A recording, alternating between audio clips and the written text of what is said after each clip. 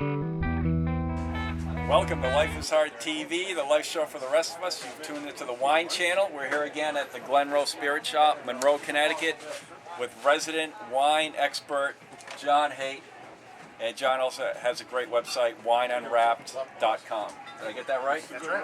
I got it right, wineunwrapped.com. So you can check out his site, some good stuff there as well. So today we have two new wines that we're trying out. And I'm excited about one because I've recently discovered the Nero, the grape, Nero Diavolo from Sicily. And I've tried 5 or 6 different Neros, and they're all excellent. Definitely on the fruity side. And we have one here that Jon's going to talk about that is very well priced. So we're going to check this out. I haven't tried this one yet, but we're about to, and we'll see how that goes. So there you go. We're going to start with a white. What do I know? Okay. Well, hi. Welcome back, everybody. Welcome back to Glenroe. We're going to start today with a white wine from southern France, from Tortoise Creek. We did the Shiraz, if you remember. Right, right.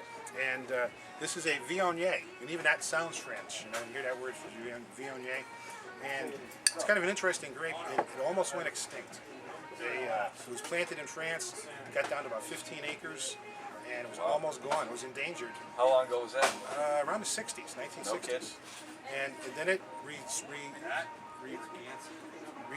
It came back, and you see it now in the Rhone regions. You see it southern France, particularly. Australia grows a lot of it. America's growing a lot. So Viognier. Viognier, it's hard to pronounce. And it's grown pretty much all over the world for the most part. Yeah, a little bit where wine grapes are grown. Right.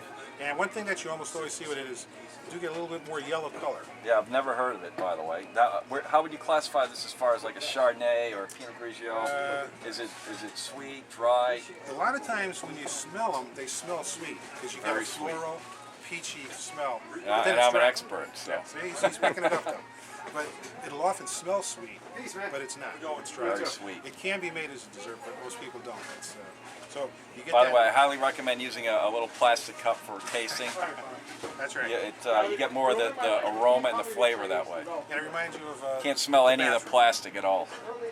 But, yeah, you can smell a little peachy. Can't really swirl in these. It's going to come right up and out the side. Yeah. But you'll often get a little bit more yellow color on Viognier grapes.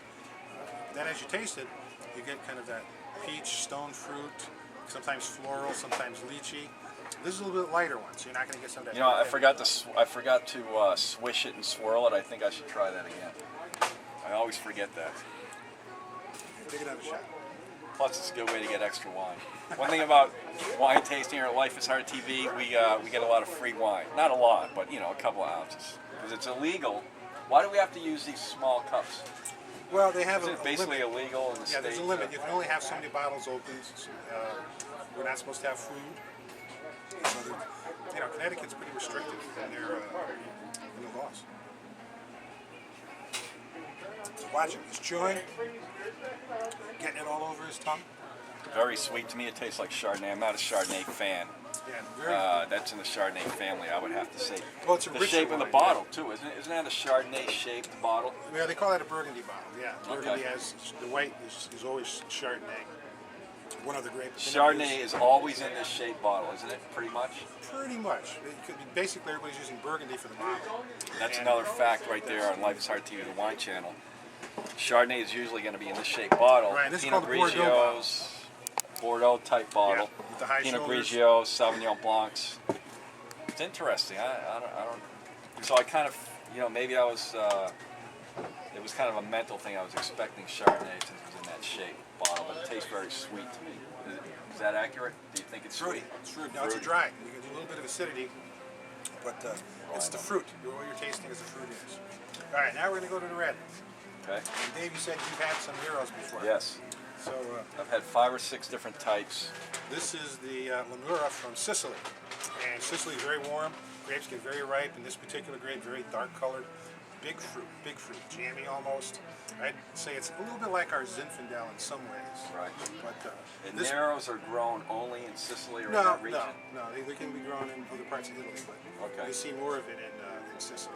Okay. So it's like their big red grape. And they range in price. This is a pretty reasonable one. This is about $8. And they do go up in price. So You know, it's tough to see the color in this paper cup, but it's very dark, deep red. yeah, deep color.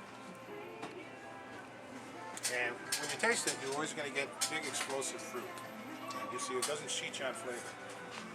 But I think you could have this with anything. You can have this with the pastas, the pizzas, the meats, the cheeses, you know, even by itself. Frozen pizza? I can see a frozen pizza episode coming up on Life is Hard. Because it's not that easy to make frozen pizza. Really, is it? There's a lot to it. No, Dave, it's not. But you get that big fruit, that big burst Yeah, of fruit. very good. Like it. You get black I fruit. highly recommend the Nero. Nero Davil. Great. But the big thing is with wine, you know, people got to understand, you should have fun with it. It shouldn't be that serious. You know, wine is for fun. It's just grape juice, you know, Yep, really. right. So some people take it too far. You know, the swirling and all helps you enjoy it more. But the key is find a wine you like. And, Have fun and with it. have a couple of bottles. And if you open the Magnum, drink it within Have a some day or friends. two. Have some friends or plan on a hangover. So that's it. John, thanks so much. Thanks, Dave. Appreciate it. Two great wines. Come on down to Glenroe, Harriman Row. Come Pick visit these us. up. Check them out. And Life is Hard TV, Life's Show for the rest of us, the Wine Channel. See you soon.